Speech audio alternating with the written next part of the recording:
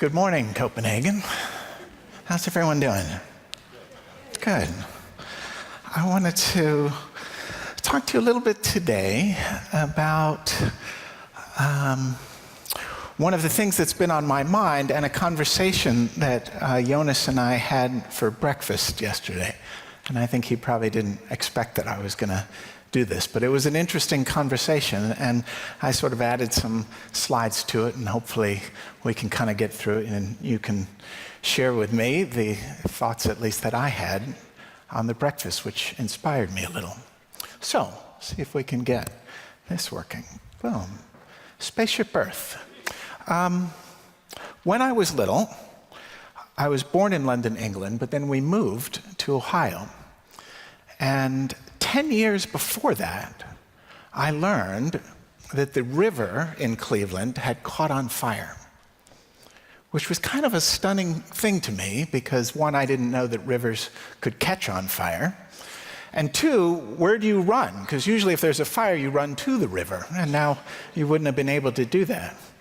So one of the other fascinating things about this was just that that wasn't the first time that the river had caught on fire. In fact, it was the 14th time that the river had caught on fire. So how many times does a river have to catch on fire before you start thinking to do something about it? And so I started thinking a little about thinking. And one of the things I realized is that if you want to change behavior, you can try to change behavior, but behavior itself is a pattern. And so even though you might change it for a little while, the behavior goes back and you're doing the same thing over. And so if you really want to change behavior, you actually have to change thinking. And thinking is actually easily changed if you know the new thing that you should actually be thinking. So I want to walk through some new thoughts, and new thoughts about how we think about the world and why we've thought about it in such a way that we've allowed a world to be created where rivers catch on fire. So, this is a quote. Gloria was actually one of the main women involved in the movement in the 1970s for women's rights. And she didn't say the truth will set you free. She said the truth will set you free, but first it will piss you off. So let me take a few moments and I will do my best to piss you off. So, the oil industry is the dirtiest industry in the world. The fashion industry is the second dirtiest. It's one of the few times where it's good not to be first. Now, one of the interesting things is if you looked at the oil industry and being one of the dirtiest, and you looked at kind of the potential, at least, to fix the dirtiness of the oil industry, it turns out that it is a very solvable problem. And I will go so far as to say it is not just a solvable problem, it is a problem which will definitely get solved. How do I know that? Some technologies are exponential. An exponential technology means it doubles in its price performance every year or two. Not the performance. Technology is not exponential. Your phone is not twice as good as the phone you had last year. But the price performance, the performance that you got, plus the fact that it cost a lot less, that actually doubles almost every year or two. And so there are some technologies like solar that haven't improved very much, which is why scientists were not very excited about solar, because they knew it wasn't going to improve very much. But solar did keep halving in price. And it halved in price every couple years, which is a stunning thing. See, when you have something over and over again, it gets very small very quickly. Just like if you double something over and over again, in 10 doublings, you can be at 1,000. In 20 doublings, you can be at 1,000,000. In 30 doublings, you can be at 1,000,000,000. And so if you were to look at solar, you could see it halving in price. In fact, back in 1977, the price per watt was $76. And by 2014, it was 36 cents. Which is actually a 200-fold decrease in cost. And if that doesn't seem a lot, let me show it to you in comparison to all of the other energy sources on the planet. Because here you can see natural gas, coal, crude oil, liquefied natural gas, all plotted on a chart for the last 70 years. And they're roughly all the same and roughly all flat. And this line that looks like a kid took a crayon onto this chart is the price of solar. It came on par with nuclear 5 years ago. It came on par with coal a year ago. But I hope you can see that if solar keeps having in price, and almost all scientists in the world believe it will, even every couple years, that means that in 14 years, it will have halved in price 7 times. Which means solar is going to be 128 times less expensive than every other energy source on the planet. Which means we do not have to try to shift out of oil. The Stone Age didn't end because we ran out of stones.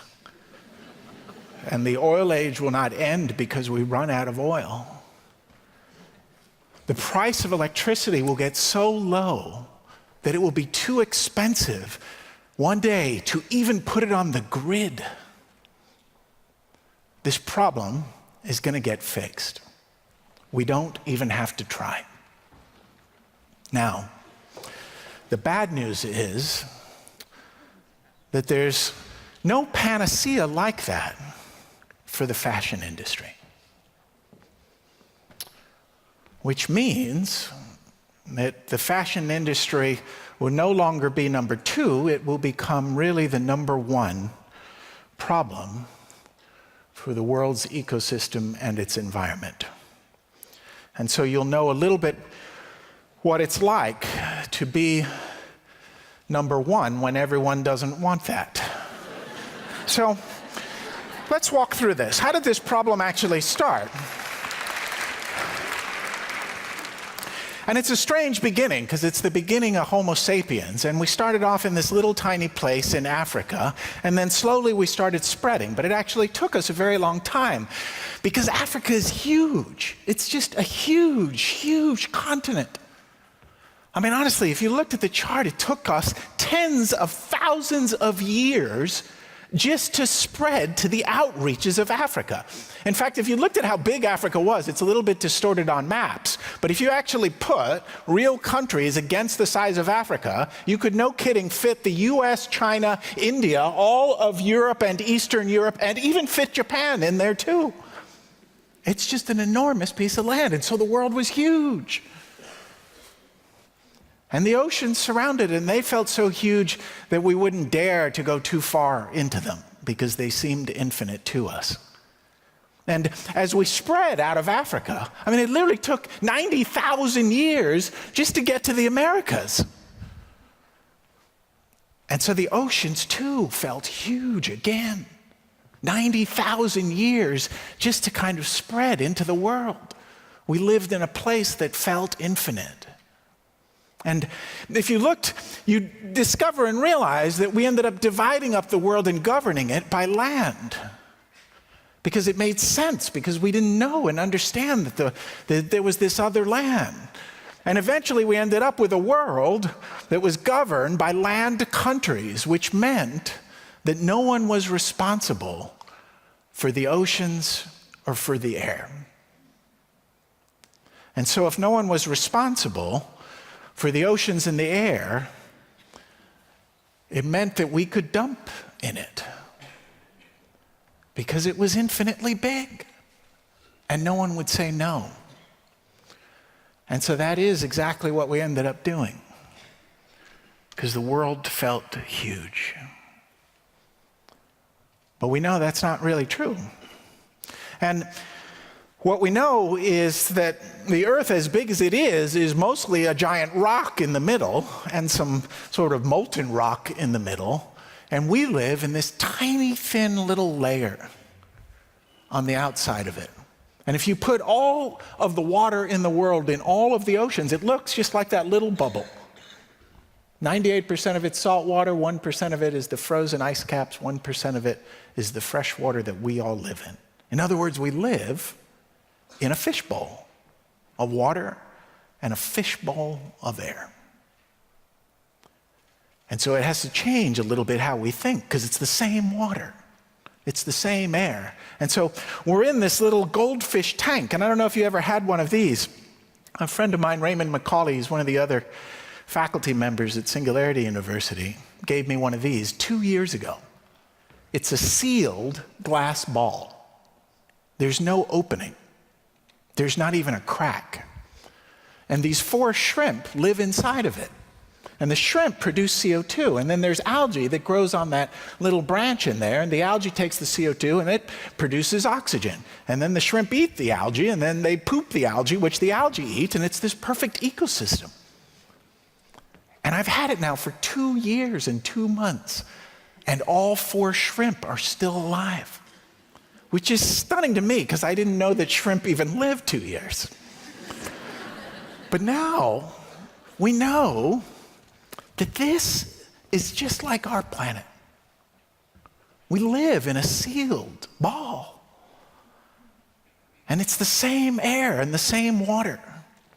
And so anything we do in it that is not completely circular is just poisoning ourselves.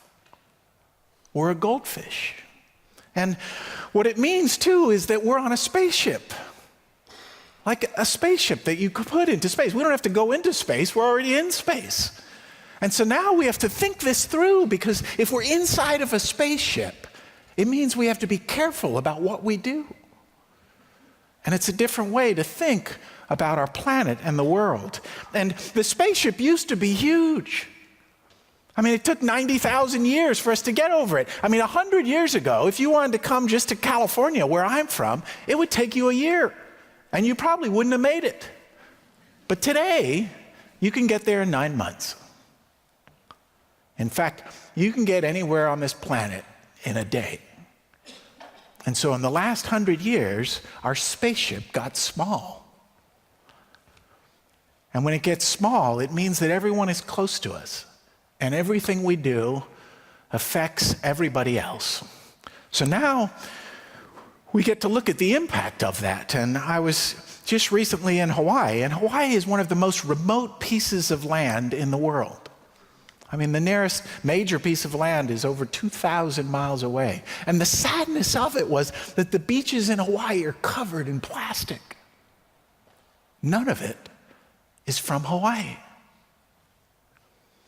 And see, we're in this circular world, and anything we do ends up somewhere else. It doesn't just float into a magical ocean which will just absorb it all, or into a magical air that somehow filters it. It just ends up in the same place. And so now we're looking at plastic on the world and realizing that it's spreading everywhere. Scientists believe there's no table salt really left in the world that doesn't have little particles of plastic in it, because it's just that pervasive. And so now we do the same thing with the air, and the realization is that the CO2 that we put in the air is creating this extraordinary global warming. And it's not that the Earth is just getting warmer. It's a deeper problem than that.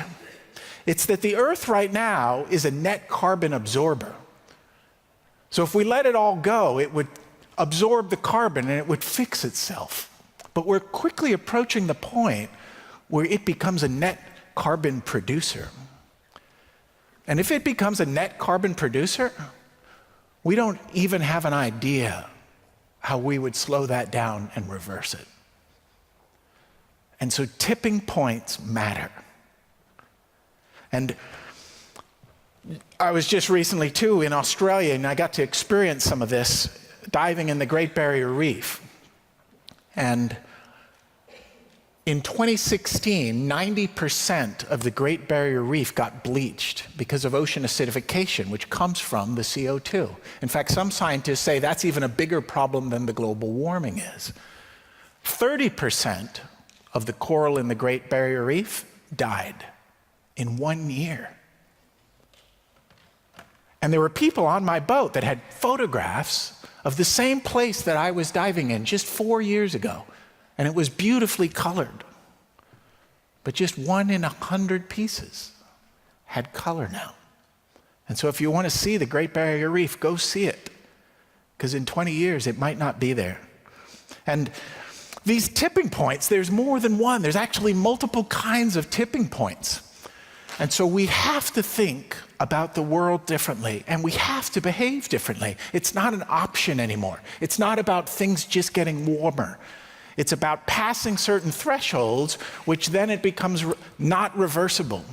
And so one of the ways we can think to do that is, well, let's just go to Mars. But the problem with going to Mars is that the best place on Mars is worse than the best place and even the worst place on Earth. And so Mars isn't a solution for us, as much as it's a fun and great idea, and one that I really think we should still pursue just to assure the survivability of humanity. And so we've been here before. In fact, one of the problems is with technology, and it's not that technology is the problem. Technology creates the cures. It's the abundance of technology which becomes the inherent problem. And we had horse-drawn carriages, and we were so good at creating and building them that we ended up with too many. And the biggest problem in New York City in sort of, the late 1800s was horse manure. And there was literally so much horse manure that it became the issue of the city, how to fix that problem. And when the car got invented, it took almost 30 years for the price to be reduced. In other words, about 4 years after Henry Ford released the car. And when the price was low enough cars got adopted, that New York City went from being a city full of horse carriages to a city where you would ever rarely even see a horse. And so the very strange answer is that if you want to fix problems of abundance of technology, you have to fix them with more technology, but something different. And so we've got to innovate and we've got to create. And the fashion industry is incredibly good at being creative. And so it should be an easy thing for this industry to start to use its creativity and start to actually clean up its mess. And we see examples of that, and some extraordinary ones. And I'll mention this one by H&M funded the Global Change Award. And I think Eric Bang is here today too, as one of the people that implemented that idea. But 2,000 to 3,000 ideas from around the world coming in to change the sustainability of fashion. And so fabrics that get created from orange peels, from grapevines, out of mushrooms that you can literally, when you're done wearing them, take them to your backyard and plant them in the ground. And threads of RFIDs that you could slide into a fabric so it would be easy to identify them and separate them in the recycling process. And of course, you could always attend the Copenhagen Fashion Summit and see the Innovation Forum. And hopefully you had the chance to kind of do that. And so these solutions do exist. Having technology and having leaders that adopt it are two very different things. And this isn't a technology problem. This is a leadership problem. And so now we have to think about, how do we solve the biggest problems in the world? And one of the great things is that we've done it before. We had an ozone hole growing out of control. I mean, literally for 20 years in a row. And if it had reached a halfway point, we might never have recovered. But some people who weren't responsible for fixing ozone holes showed up. Ordinary people like you and I. And they showed up and they went around the world and convinced enough countries in the world to reduce the chlorofluorocarbons in the world and actually save the ozone hole. In the last 5 years, the ozone hole has either shrunk or remained stable, depending on which scientists you think about. But these people, they weren't responsible for the problem. They just showed up. Ordinary people like you and I. And so now we have to realize that leadership is about standing up and showing up to things even when it's not popular. And that's the challenge, and that's the problem. Is who's moving first? Who's going to move against the grain? And this is the best photo I know of an extraordinary example of it. I mean, a real photo, only discovered about 15, 20 years ago. I think it was 1936 when this photo was taken. Adolf Hitler had just spoke, and it was illegal to not hail the Hitler. But August Landmaster has the courage to say, I'm not doing it. And that is the leadership that we need now in this industry. See, few are willing to brave the disapproval of their fellows, the censure of their colleagues, the wrath of their society. Moral courage is a rarer commodity than bravery in battle or great intelligence. Yet it is the one essential, vital quality for those who seek to change a world which yields most painfully to change. Even a cat can stand up against the oppression of others. And I'm kind of a dog person, so I can't believe I'm going to show a cat video. No, no, no, no, no. Pero no, no, no, no, eh.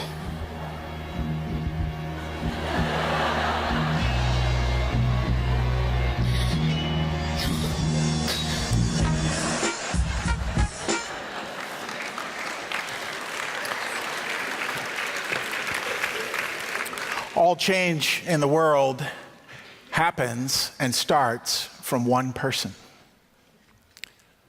And it's usually not the person that actually ends up changing the world. Dr. Martin Luther King was inspired by one woman who chose to sit somewhere differently on a bus. Let me say that again.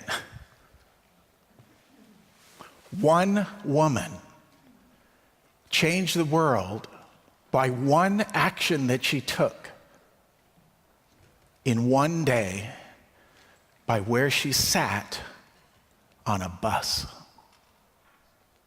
And she changed the world. Each time a person stands up for an ideal, or acts to improve the lot of others, or strikes out against injustice, they send forth a tiny ripple of hope. And crossing each other from a million different centers of energy and daring, those ripples will build a wave that can sweep down the mightiest walls of oppression and resistance. One person can make a difference, and every one of us should try. Thank you very much.